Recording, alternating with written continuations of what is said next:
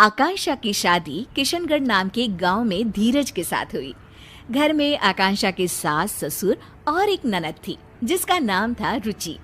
वैसे तो घर में सब मिलजुल कर ही रहते थे, पर रुचि का स्वभाव थोड़ा अलग था। वो किसी भी व्यक्ति की कमियों की खिल्ली उड़ाती थी।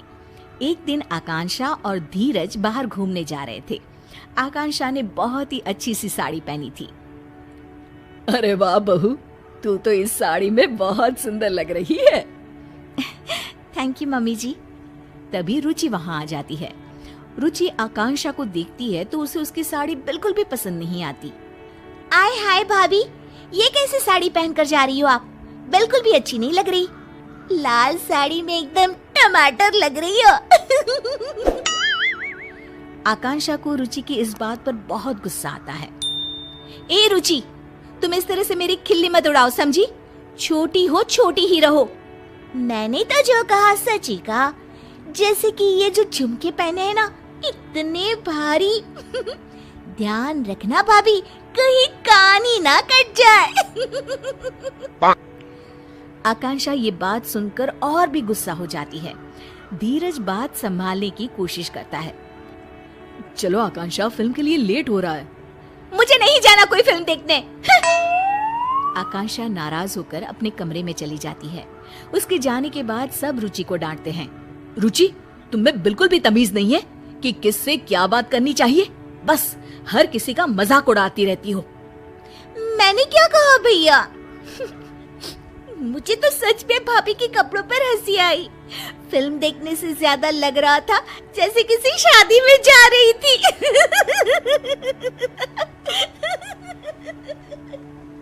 रुचि हंसते हंसते अपने कमरे में चली जाती है।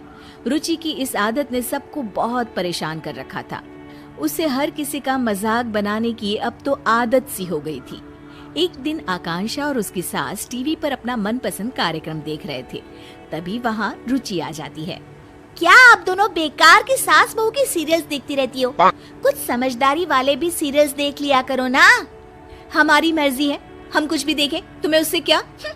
भाभी, सच क्यों नहीं कहती कि इन सीरियल्स के अलावा कुछ देखने का आप लोगों के पास दिमाग ही नहीं है?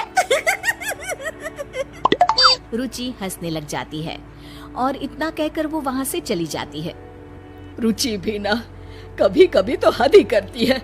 पता नहीं अपने आप को क्या समझती है। कोई बात नहीं मम्मी जी, कल इसकी सहेलियां आ रही है ना, उनके सामने ये बहुत समझदार बनती है।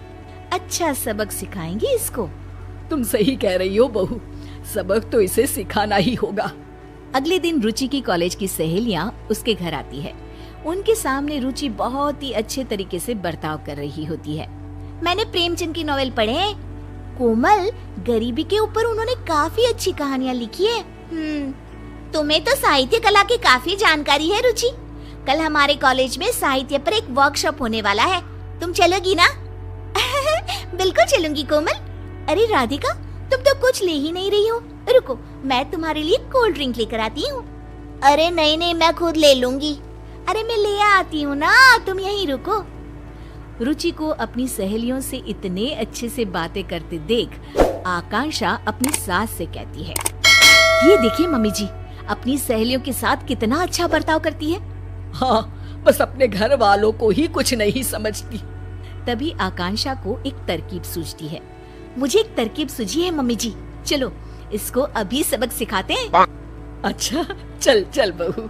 आकांक्षा सबके लिए नाश्ता लगा रही होती है और जानबूझकर हर चीज को मिला देती है।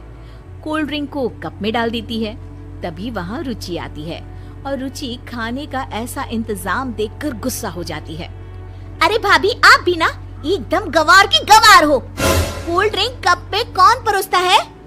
ओह, मैं अभी ठीक कर देती हूँ रुचि। और ये समोसे और चटनी एक साथ क्यों मिला दिया आपने? कितनी पढ़ाई की है आपने भाभी? रुचि की सहेलियां रुचि को ऐसे बातें करते देख दंग रह जाती है। अरे रुचि, ये क्या तरीका हुआ अपनी भाभी से बात करने का? रुचि अब आकांक्षा का मजाक उड़ाने लग जाती है। ये देखो, ये कोल्ड ड्रिंक चाय के कप में लेकर आई है। रुचि की सहेलियों को इस बात पर बिल्कुल हंसी नहीं आती। रुचि, हम तुम्हें बहुत अच्छी लड़की समझते थे, पर तुम ऐसी होगी हमने तो कभी सोचा भी नहीं था। हाँ हाँ, बातें तो इतनी ज्ञानों वाली करती है और अपने बड़ों से कैसे बात करती है, इसमें तो तमीज ही नहीं है। हम तो चले भाई, और आज से तुम हमारे ग्रुप में भी नहीं रहोगी। पहले लोगों से बात करने का ढंग सीख लो, फिर कुछ और सीखना। अरे अरे, आप लोग तो सीरियस हो गए, मैं तो मजाक ही कर रही थी। हर किसी का मजाक उड़ाना अच्छी बात नहीं है रुचि। रुचि के दोस्त बिना कुछ खाए पिए वहाँ से चले जाते हैं और रुचि को अपने बुरे बर्ताव का परिणाम आज भुगतना पड़ता है।